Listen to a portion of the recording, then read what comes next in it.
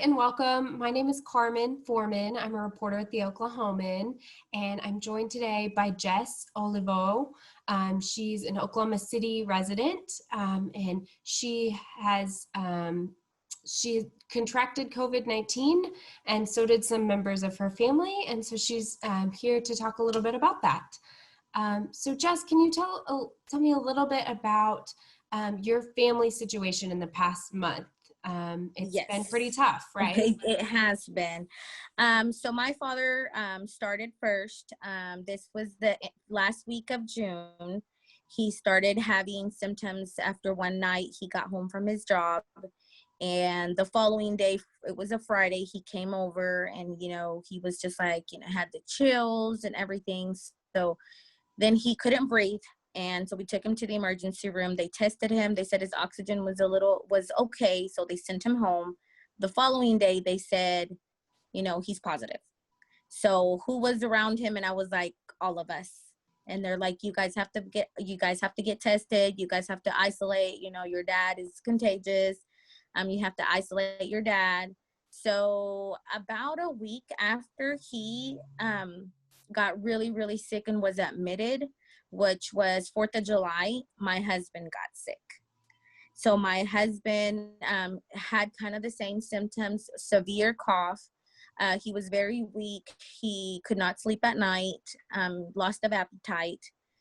Took him to the hospital. They admitted him, and he was positive for COVID and also developed pneumonia for that cough. And then maybe about a day later, when we got our results, my mom, I, and my brother were also positive. And then we started developing symptoms as well around that week as well. So it was 5 of us, the end of June towards the beginning of July. And then my daughter, she was positive 2 weeks ago. So there's a total of 6 of us. Wow. And Yes. you weren't feeling well for about a week there. You had splitting Yes. headaches. How was it, feeling sick, but also having to take care of your family through all this? There's my parents have 5 kids. Out of those 5 kids, we have a pregnant sister, so she's not able to be around us at all till this point because the doctor recommended her to be away from everybody because she's pregnant. So I have a little brother and a brother and a sister. So I had to call one of my sisters, and I'm like, you guys have to help because I'm sick, my husband's sick, my dad is sick, my mom is sick, my little brother's sick. We all have to help each other. So one of my sisters, my middle sister, she was able to, bring us medications. The doctors would just say, take Tylenol, take ibuprofen.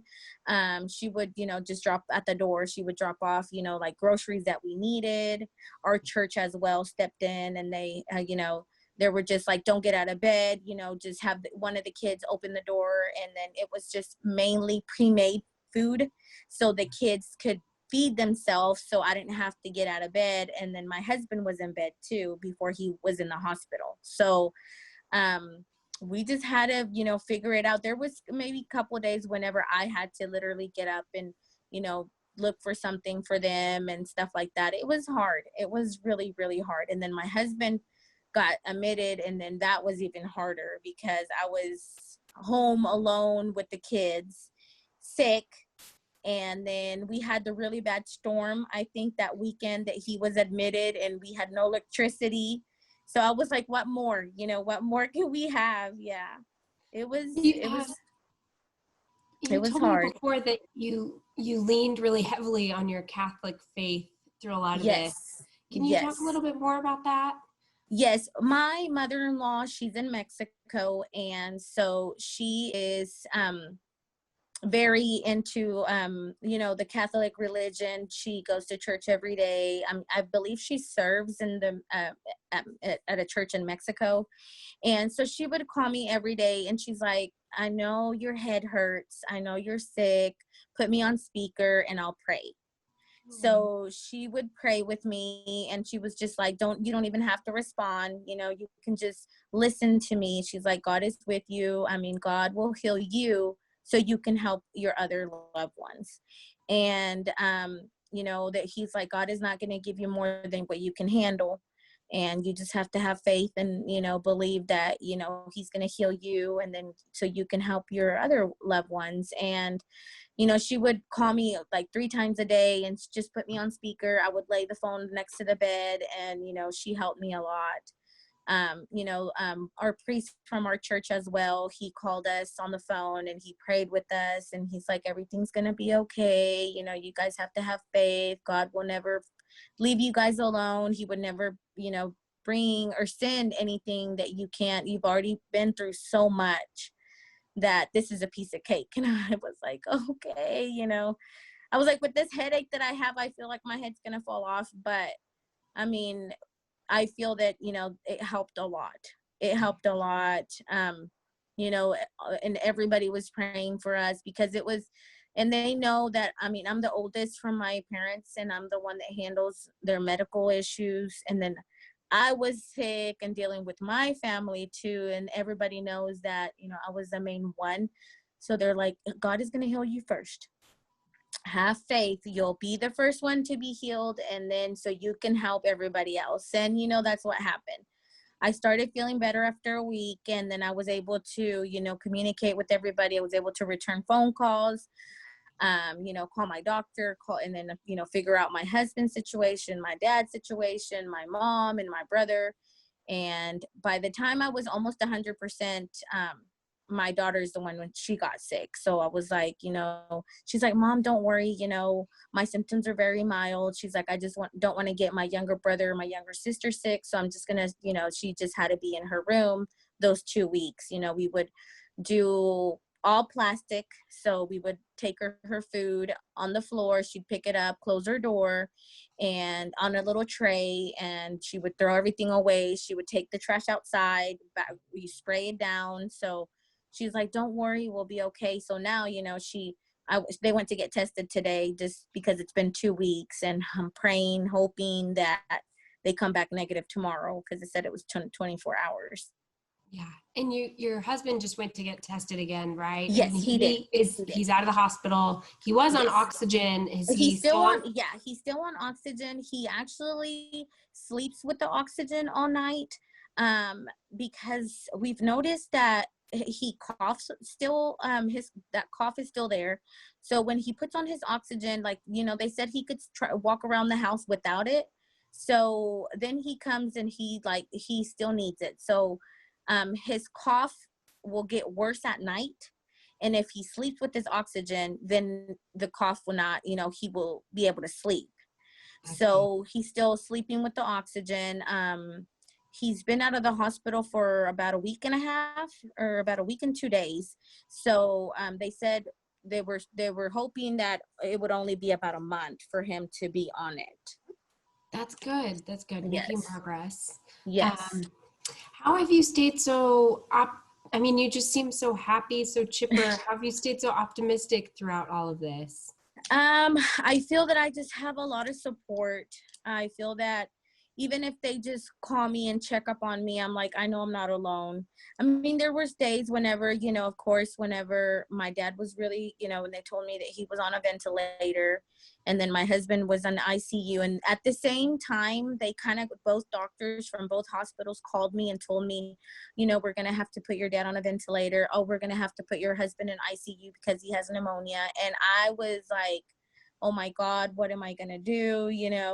I'm still not good. I mean, what if something bad happens, and what are we going to do?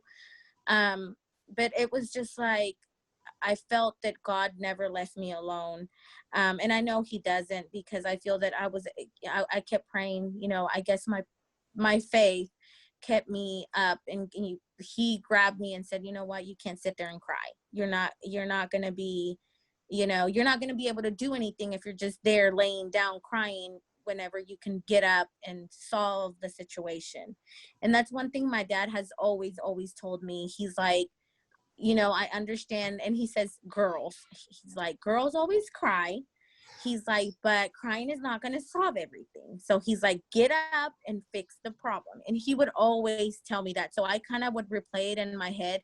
What would my dad tell me right now? What would my dad say? And it would just be the same thing. Like, get up and fix everything. Get up and do whatever you need to do. Call, ask for help. If you need help, ask for help. There's resources out there. And, you know, sometimes you don't know, or sometimes you're scared to even call and find out. So I would, you know, just play that in my head. I would be like, what would my dad tell me? You know, what would he say? And till this day, I tell my mom, I'm like, I'm always thinking about it. Like, he's always like, don't cry, don't cry, don't cry. Be strong, be strong. I mean, there's days when I feel sad, especially because it's almost a month that we haven't seen him. They say that right now his speech is really, you know, he has no voice. So we can't really talk to him. He can listen to us, but he can't speak back because they're afraid that it's going to hurt. So, I mean, there's days when I'm like, I miss my dad so much because we're so close. We're so attached. I would see him every day. We live 4 minutes away from each other. And I mean, he would walk over here, I would walk over there. And I'm like, I mean, my dad would be sitting here watching the news with me. And, you know, it's been about a month and it's hard. It's hard, but I feel faith, God. I feel that my kids, you know, I would see my younger two kids that'd be really sad, their sad faces, and I'd just be, you know, I'm not gonna act or feel sad so they don't feel sad.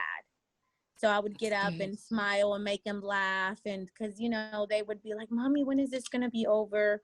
When are we going to be able to see your friends again? They both play, all three of them play sports. When are we going to be able to play soccer again?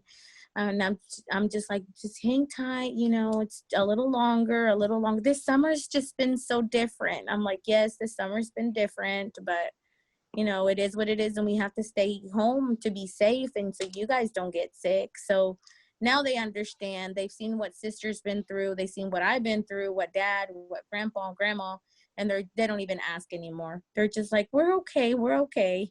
Wow. But yes. Do you do you think that the community could like learn from your family situation? I hope they do. I hope they do. I feel that, you know, my father, like I think I've told you last time, my father was not a believer for COVID. He he would sit down with me, watch the news, and he'd be like, oh, you know, yeah, they keep talking about it.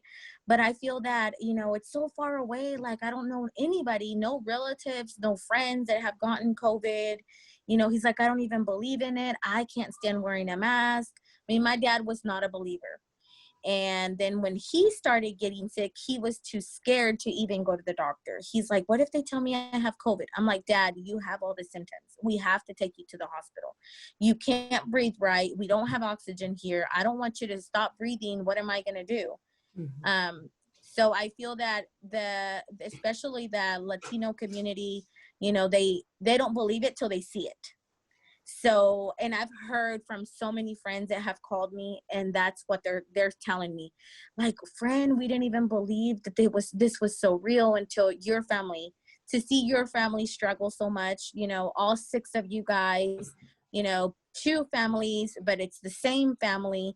To see you guys struggle so much, you know, now they're wearing, you know, their mask at the stores, or they're taking precautions, they're doing the social distancing that they were not doing.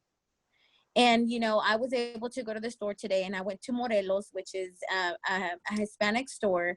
And thank God everybody there today was wearing masks. I went really early because I told my mom we have to go like whenever anybody's there. And we went like at 9 a.m, and everybody, workers and everybody was wearing a mask. And there's signs outside, you cannot come in, you know, if you're not wearing a mask. So I'm glad they did that. I'm glad they have that, because whenever they did not have that, nobody was wearing a mask. Nobody was social distancing. Now they have, you know, like little areas where you can stand, little X's where you can stand. So, I mean, I feel that they're taking it more serious now that they're seeing more cases, especially in the Latino community. But I believe that they are like, you know, so hard-headed to where they're like, oh, you know, we won't believe it till we see it. Yeah. So I hope my story helps people know that it's real, that it can hit, and it can hit, and the whole family can have it. And even if the whole family had different type of symptoms, some were worse than others, everybody can get it. Everybody can get it. And it's like when one's down, the next one's down, and everybody's down, and then you're like, what are we going to do if we all get sick?